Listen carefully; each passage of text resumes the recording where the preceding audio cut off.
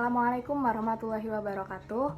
Perkenalkan, nama saya Salju Puspitasari dari kelas HES 7I Fakultas Syariah IAIN Surakarta. Pada video kali ini saya akan menjelaskan mengenai review buku dengan judul Dasar-Dasar Hukum Perdata Internasional karya Dr. Purwadi SH.M.Hum. Buku karya Dr. Purwadi SH.M.Hum ini sendiri diterbitkan oleh Pusat Pengkajian Hukum dan Pembangunan atau PPHP Fakultas Hukum Universitas Wijaya Kusuma Surabaya pada tahun 2016. Buku ini terdiri dari 12 bab yang menurut saya cukup banyak yang telah mencakup pengertian, contoh, dan juga penyelesaian dari kasus hukum perdata internasional ini sendiri. Dari segi bahasa pun cukup mudah untuk dipahami bagi para pemula, terutama bagi kita mahasiswa yang ingin mempelajari mengenai hukum perdata internasional. Di sini saya ambil contoh di mana pada bab 1 dalam buku ini menjelaskan mengenai pengertian dari hukum perdata internasional. Di buku ini mengambil pendapat dari Muchtar Kusumaatmadja yang menurut Muchtar Kusumaatmadja yang dimaksud dengan HPI adalah keseluruhan kaidah atau asas hukum yang mengatur hubungan perdata yang melintas batas negara, atau dapat dikatakan bahwa HPI adalah hukum-hukum yang mengatur hubungan hukum keperdataan antara pelaku hukum yang masing-masing tunduk pada hukum perdata nasional yang berbeda.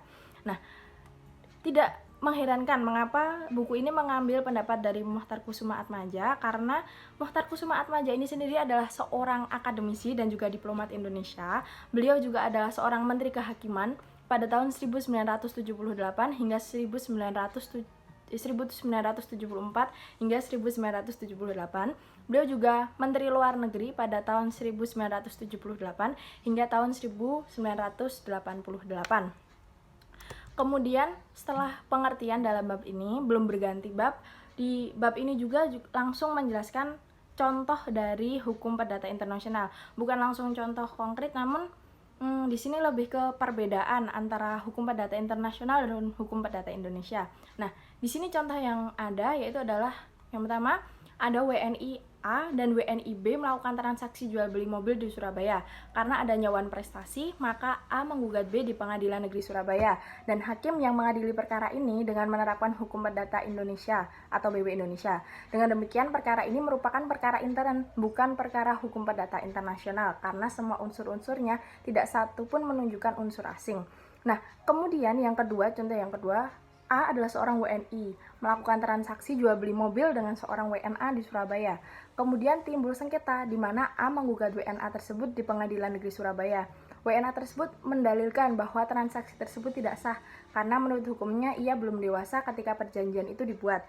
Jadi menurut hukumnya sendiri ia dianggap belum cakap membuat perjanjian karena ia baru dianggap berwenang setelah umur 23. Nah, contoh ini di awal adalah untuk membandingkan bahwasanya kita yang membaca langsung menangkap bahwasanya hukum perdata internasional itu yang seperti ini.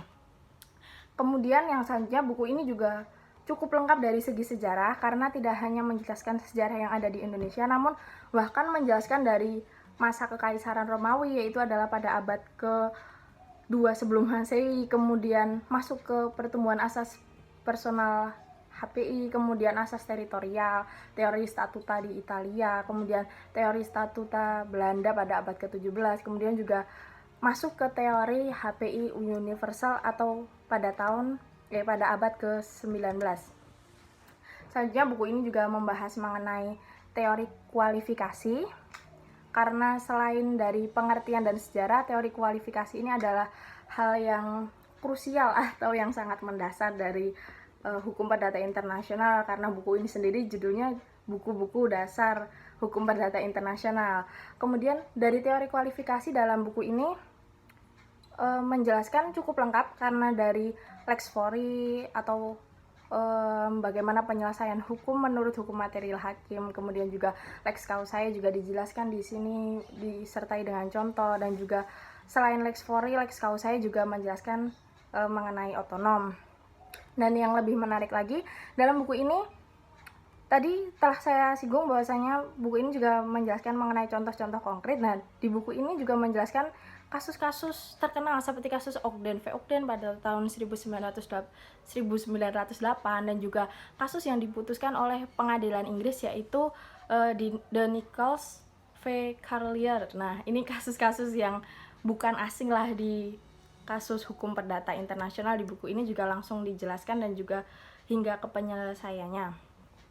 Kemudian buku ini juga mengandung atau memuat bab-bab lain dalam perdata internasional seperti titik laut, renvoy, ketertiban umum dan hak-hak yang diperoleh, status dan wewenang, bidang subjek hukum, bidang hukum perkawinan, bidang hukum kontrak, perbuatan melanggar hukum.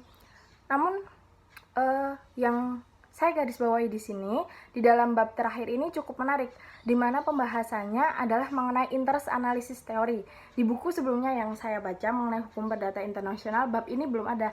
Karena tadi seperti bidang subjek hukum, bidang hukum perkawinan, bidang hukum kontrak, hampir di setiap buku perdata internasional mungkin ada bab-bab tersebut. Namun dalam buku ini, di dalam bab terakhir, yaitu adalah adanya interest analisis teori. Nah, seperti ini contohnya akan saya tampilkan, ada analisisnya dari buku ini. Mungkin nanti teman-teman bisa membaca karena ini cukup menarik. Dalam buku ini menjelaskan mengenai interest analisis teori.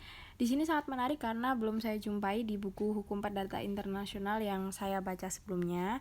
Dan juga dalam buku ini disertai tabel dan juga contoh-contohnya, baik dari contoh true conflict case, kemudian juga dari false conflict case, kemudian juga dari unprovided forecast, seperti itu. Kemudian yang selanjutnya yaitu adalah mengenai setelah saya sebutkan beberapa kelebihan dari buku hukum perdata internasional tersebut, di sini juga terdapat kekurangan menurut saya. Yang pertama yaitu adalah buku ini tersedia dalam bentuk PDF.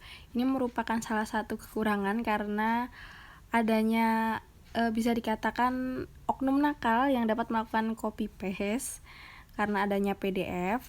Kemudian yang kedua yaitu adalah meskipun saya menyebutkan buku ini terdiri dari banyak bab, namun buku ini dapat dikatakan cukup tipis karena hanya terdiri dari 200-an lembar, atau di sini lebih tepatnya yaitu adalah sebanyak 203 lembar, 210 lembar lah kalau hanya di bab isinya. Sehingga pada salah satu bab, yaitu adalah di bidang subjek hukum, hanya terdiri dari beberapa lembar. Nah, di sini hanya terdiri dari 4 lembar utama. Kemudian juga contoh kasus yang mengangkat kasus tahun 1900-an. Sedangkan sudah makin berkembang kasus-kasus baru mengenai hukum perdata internasional. Sekian adalah penjelasan dalam video ini mengenai review buku Dasar-Dasar Hukum Perdata Internasional karya Dr. Purwadi SHM Hum. Kurang lebihnya saya mohon maaf. Wassalamualaikum warahmatullahi wabarakatuh.